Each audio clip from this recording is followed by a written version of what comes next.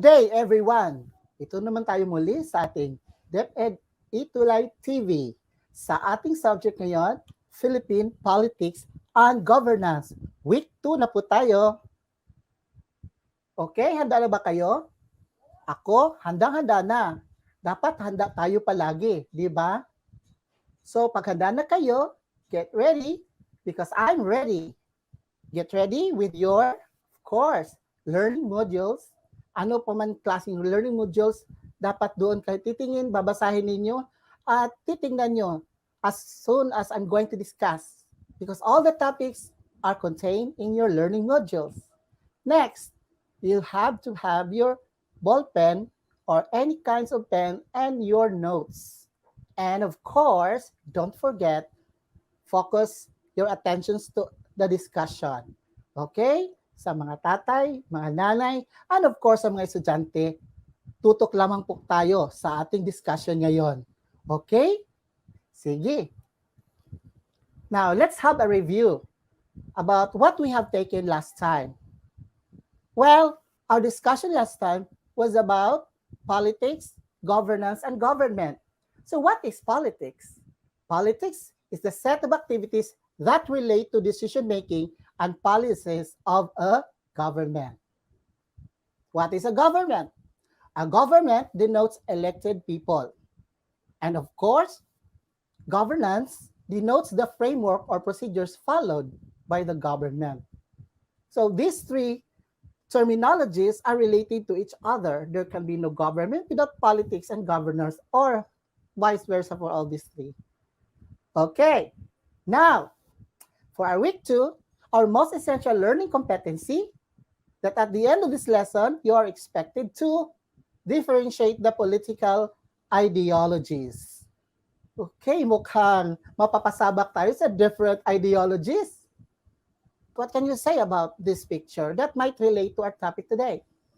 Okay, so this one is very common to us. It's even this study of science, right? So what can you see of this particular picture? Well, you may be right. This is a prism. So what does a prism do?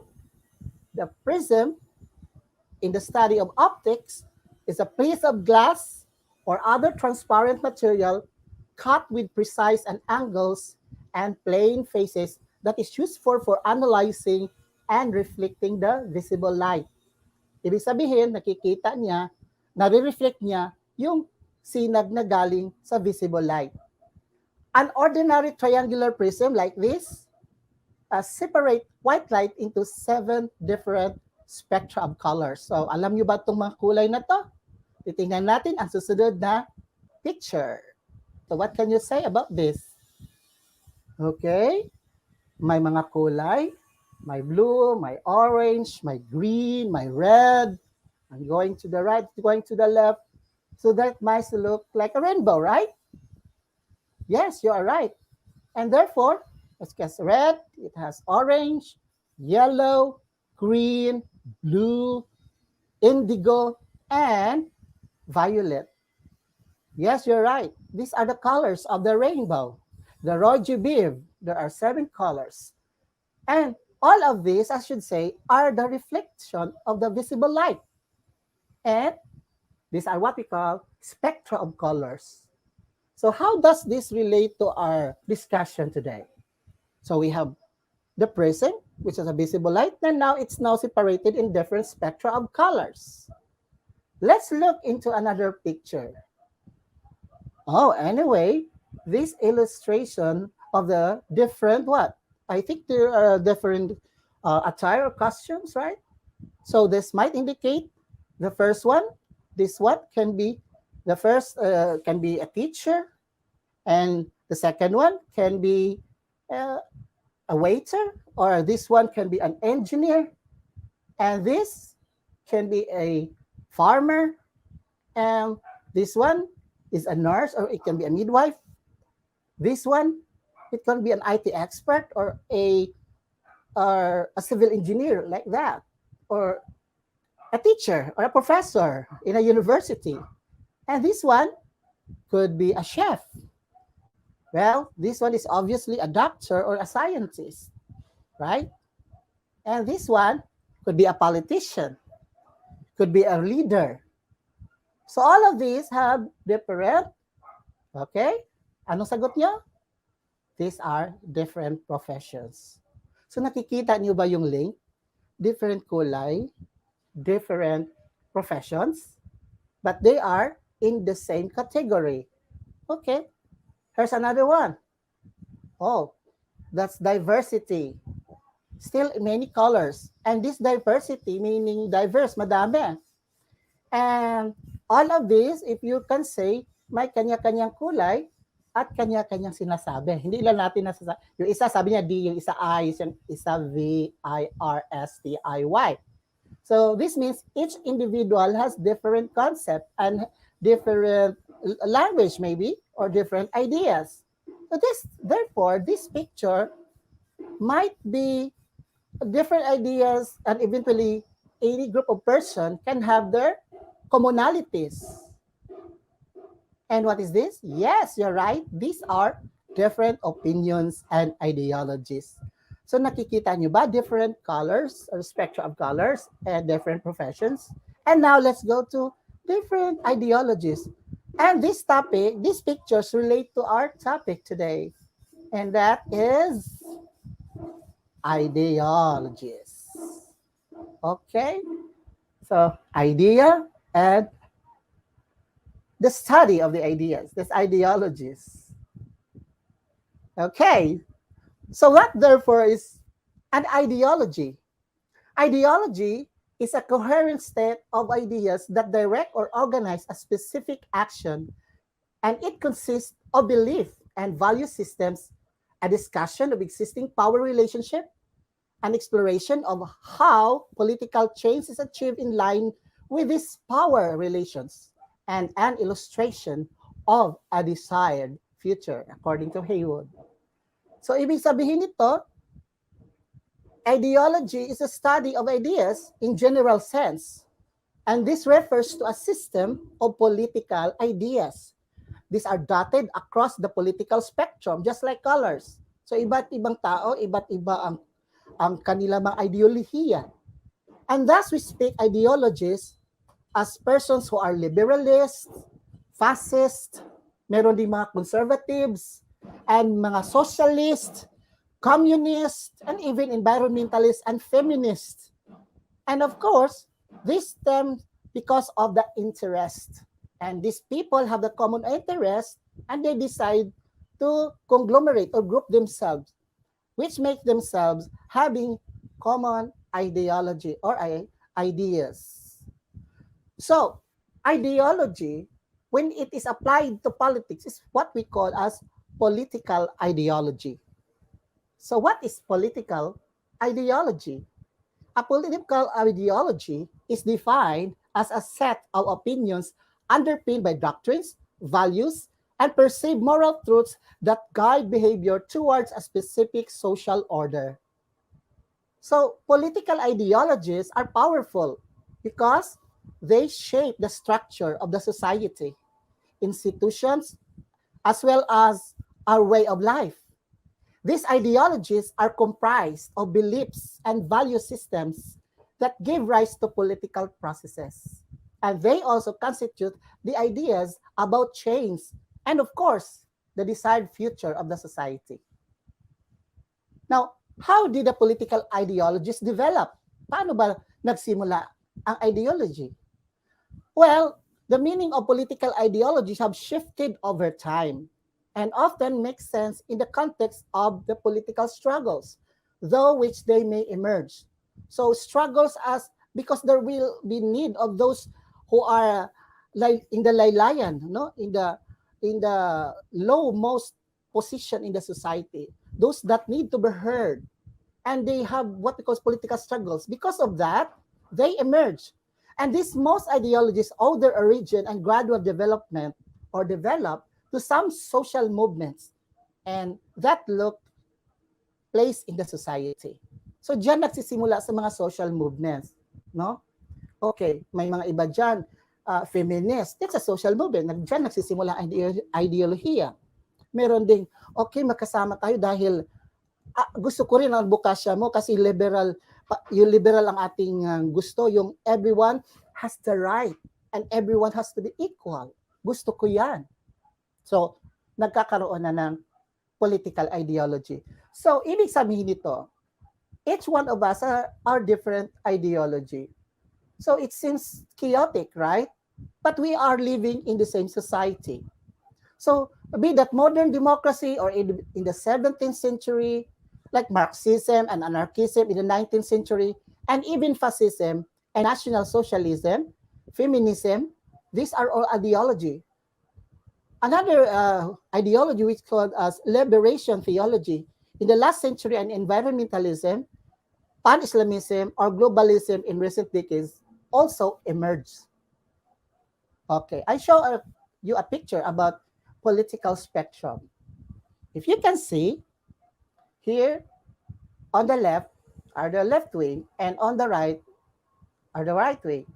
And if you can see, there are colors, so it symbolizes the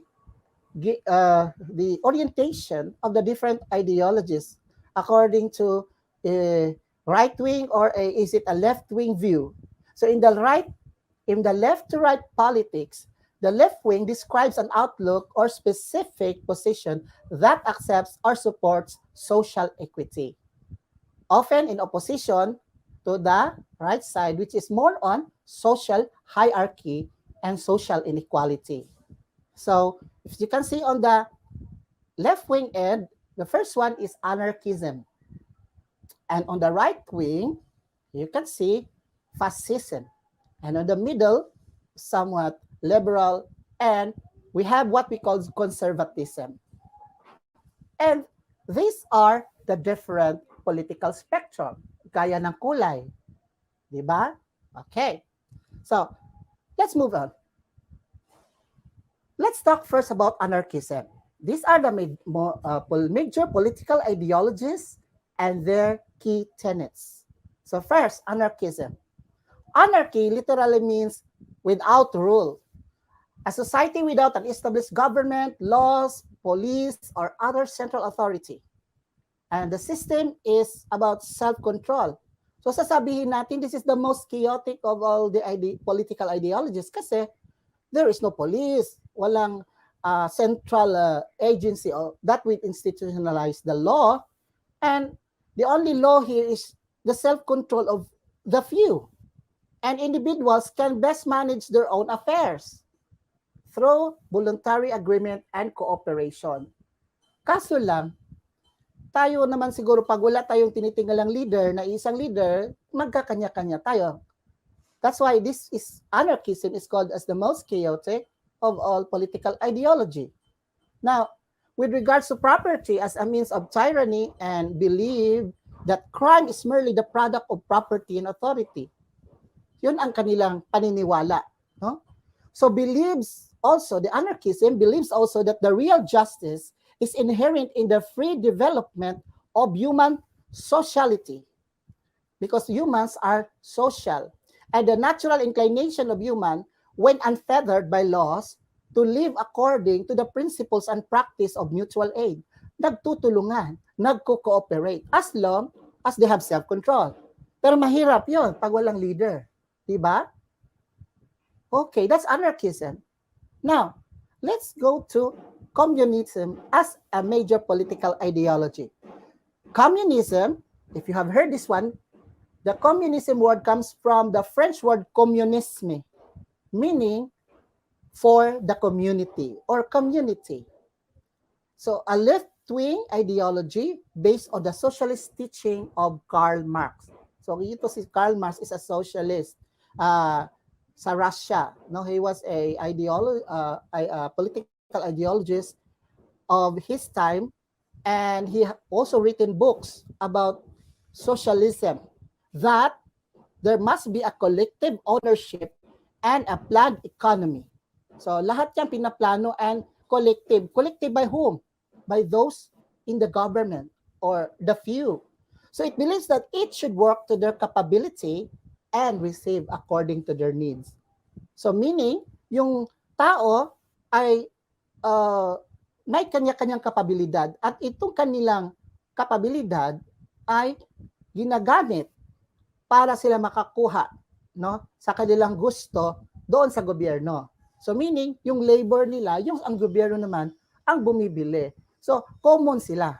So kung ano yung product niyo binibili namin. In the same way, that's how economy is in communism. So common. So tayong-tayo, ako ang bibili, ako ang nagtatanim, kayo ang bibili. So there is a mutual capability of both the government and of course the people. However, it is in opposition to the liberal democracy, obviously, and capitalism. Ayaw na yung mga capitalism, yung mga private entities, kasi yung may hawak ang gobyerno. Kaya siya ang tawag niya ay communist. Advocating instead for a classless system in which the means of production are owned communally, as I say, and private property is, of course, non-existent or severely curtailed. Meaning to say, kung meron man, masyado naman siyang ginigipit, no? Curtailed or minomonitor. So walang freedom. So under communism, there is no such thing as private property, in short. So by contrast, under socialism, individuals can still own property. Kasi may nagsasabi, oh, well, communism is the same as socialism. Might be in a political spectrum, but there are some demarcation between the two. Socialism is more lenient. Why? Because under socialism, individuals can still here own property. But in communism, not. Everything is owned by the government. But in socialism, there's still some sort of private ownership and production. And that is the means of generating wealth. That is communally owned and managed by an elected government of their own party. And that is communism. Okay, alam nyo ba, no? Ito, there are still communist countries. But alam nyo, these countries never accepted, expressly that they are communist because there are always a sort of integration of socialism, more on socialism. Now, these countries like North Korea, China, Laos, Cuba, and Vietnam. Okay, before in the Eastern Europe, most in the 1940s, most Eastern Europe are, of course, under communist regime. But now, since the downfall of communism of USSR, now, wala na, no? Nadidissolve na yung communism sa Eastern Europe. But in the late 1980s and 90s, communism began to crumble. And today, there are just 5 countries. And these ones are the one that I showed you. We have 5 different communist countries as of the moment. So in many cases, these countries, of course, do not call themselves communist, but they say they're socialist. Ironically, however, they may not necessarily follow communist ideology. Indeed, these countries have all introduced at least some reforms to their economies to make them more capitalist. Okay, so socialism. Socialism advocates that the means of production, distribution, and exchange should be owned or regulated by the community. Aba, parang magkapareho sila sa communism. Dahil ang sabi ko, socialism, although reduces disparity in wealth, not only in different areas, but also in all societal ranks and classes. Meron din namang ranks and classes sa society, kaso lang, hindi masyado. Pero sa communist, ay wala talaga, no? There's not evident social classes kasi equal lang lahat. Dito meron din, kaso lang kinokontrol. And citizens in socialism or under socialism, in a socialist society, they reliance on the government for everything from food to healthcare. And these proponents of socialism believes that it leads to a more equal distribution of goods and services and a more equitable society. So the only thing that differs is one with the communism is that this is a form of freedom and of course a controlled private entity, a sort of. And the main difference I say is that under communism, most property and economic resources are owned and controlled by the state rather than by the individual citizens. But under socialism, all citizens shall equally in economic resources and allocated by a democratically elected government. Yun lang mang pala. May democratically elected government. Pero sa communist, wala. So, socialist yun. Ibig sabihin, yung mga tao ang nag-vote ng mga representative nila. Okay? Sa conservatism. Okay? A political doctrine that emphasizes the value of traditional, take note, traditional institutions and practices. Kaya tinawag siya na conservative kasi traditional yung kanyang way. And conservatism is a preference for the historically inherited rather than abstract and ideal. So mahilig sila sa tradition and history. Kung ano yung pinagmula nila, yung anong the history must be given more favor. And it is based on experience rather than reason. Okay? And where the ideal and the practice are inseparable. So conservatism also believe that social position and status are only natural. With this, hierarchy is thought to be inevitable. Kaya sa conservatism, yung mga old ways, masyado silang indulge into hierarchy. Ito ako senior, yan junior. Magsimula ka dapat dyan sa junior, sa low position hanggang tataas ka. And its origin is due to the reaction to the radical liberal. So, ayaw nila ng liberal thoughts kasi yung liberal masyadong freedom. Gusto nila, dapat may hierarchy. Hindi yung kung sino sila lang gustong kukuha ng posisyon. So, and they are also in reaction to the socialist movement during the early period of industrialization. It was in Britain and Europe. Now, conservatism remains to be a powerful ideological force in the Western societies of today. That's why you can hear in the United States na sabi ng conservative party. Meron din sa Great Britain yung conservative party. At saka meron din naman liberal. So, titingnan natin kung ano yung liberal. Liberalism, the word liberal is derived from the Latin word as liberty or liber. Liber means free. A political and social philosophy that promotes individual rights, civil liberties, democracy, free enterprise, and equally before the law. So, ibig sabihin, freedom talaga. Civil, meaning mga tao may freedom, human rights. No? And, of course, free enterprise. Kung gusto mo, may kapital ka, okay, you can have it. As long as susunod ka sa mga patakaran. And, of course, equality before the law. So, kahit na ikaw ay boss ko or ako ay you are my superior and I am under you, may rights tayo at saka may rule tayong gagampanan. So, the liberalism is characterized by representative government, free speech, abolition of class privileges, so wala na yung hierarchy, and of course, the state protection of the individual. In economic terms, liberalism is associated with an unplanned economy, with free and competitive markets, as well as private ownership and control of productive resources. Kaso lang, okay, kahit private entities, pwede nang magnegosyo. That's how liberalism is. And like other political doctrines, liberalism is highly sensitive to time and circumstance.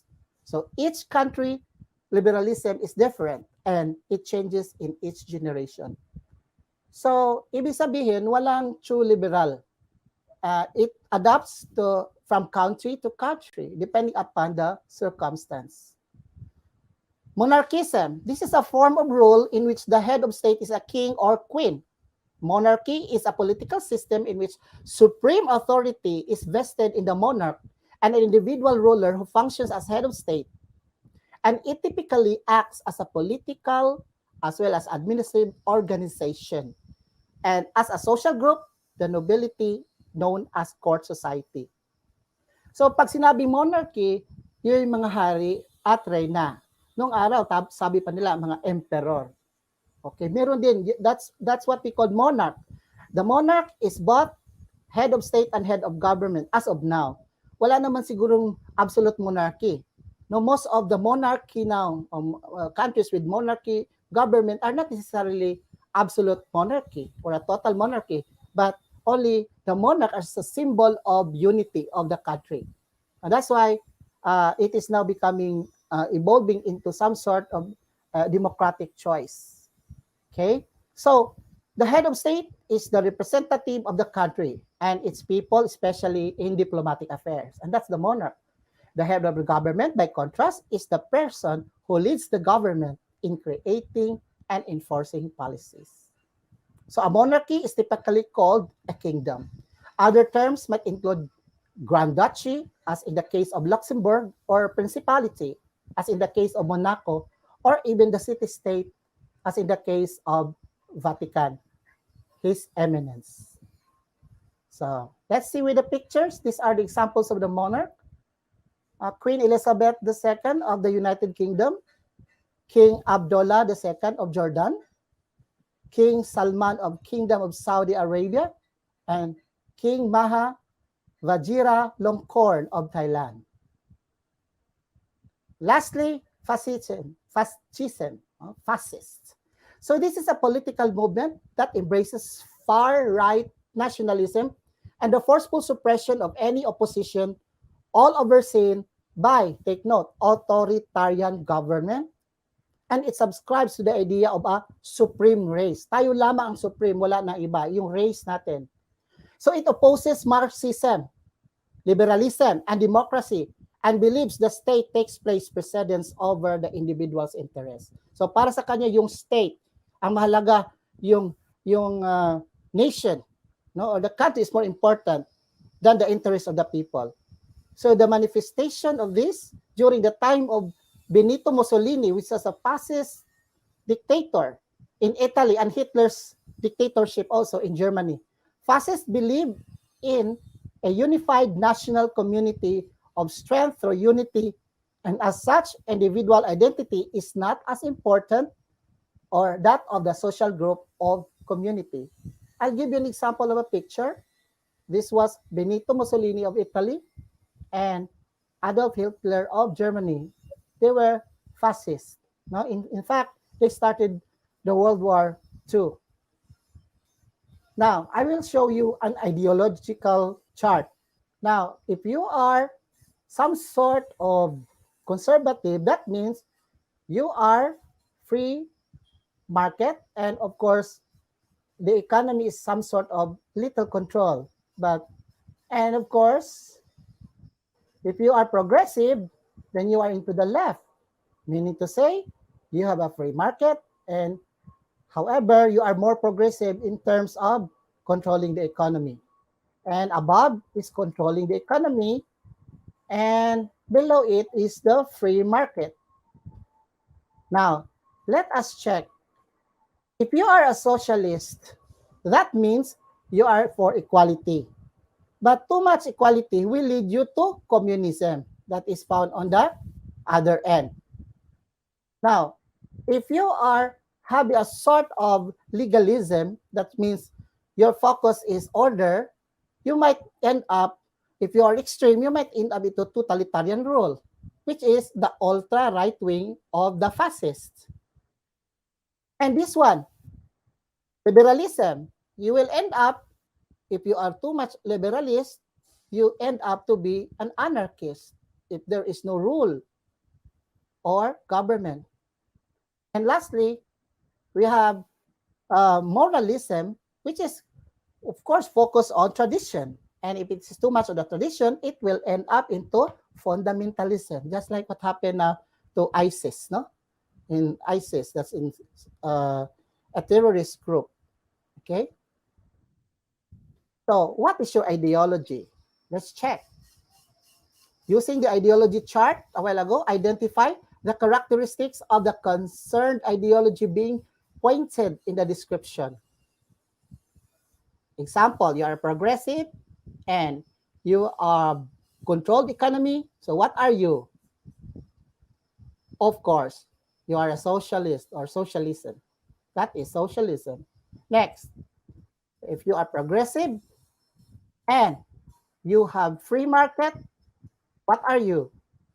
You are a liberalist, and that is liberalism. Lastly, you are conservative and you have controlled economy. What are you? You are a legalist, or that is legalism that might lead to fascism. Okay? Now, let's check your understanding. Another activity. Direction, you choose the answer from the choices by inserting the letter of the best answer. Okay? So which ideology advocates the vesting of ownership and control of the means of production and distribution of capital, land in the community as a whole, and everybody is equal? A, anarchism, B, conservatism, C, liberalism, D, socialism. The answer is socialism. Next, what political ideology embraces an ultra-right nationalism and the forceful suppression of any opposition overseen by an authoritarian government? The answer is what? Yes, fascism, because that has to do with ultra-right. Third, which of the following characteristics best represent conservatism? Is it A, preference for historicity, B, preference for abstract, C, preference for reason, or D, preference for extremism? The answer is A, preference for historicity. Next, anarchism is said to be the most chaotic of all the political ideologies. Why is regarded as such? A, because the government was controlled by dictator. B, because people do not care for each other, thus ruining the society. C, because the absence of government control leads war and conflicts. And D, because the government has little control over the people. Which one is the answer? Right, because the absence of government control leads war and conflicts. Number 5, the last. Which of the following slogans best capture the fascism or fascist ideology? A, from each according to his ability, to each according to his need.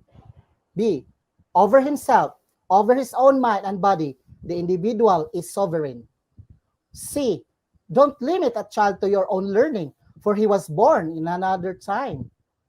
D, nothing outside the state, nothing against the state, everything for the state. The answer is, yes, you're right. Letter D. So let's have a recap of a synthesis. Therefore, ideology refers to a system of political ideas that are dotted across the political spectrum. Thus, we speak ideologies as liberal, fascist, communist, conservativist, monarchist, socialist, communist, and so on. Political ideology is a set of opinions underpinned by doctrines, values, and perceived moral truths that guide behavior towards a specific social order.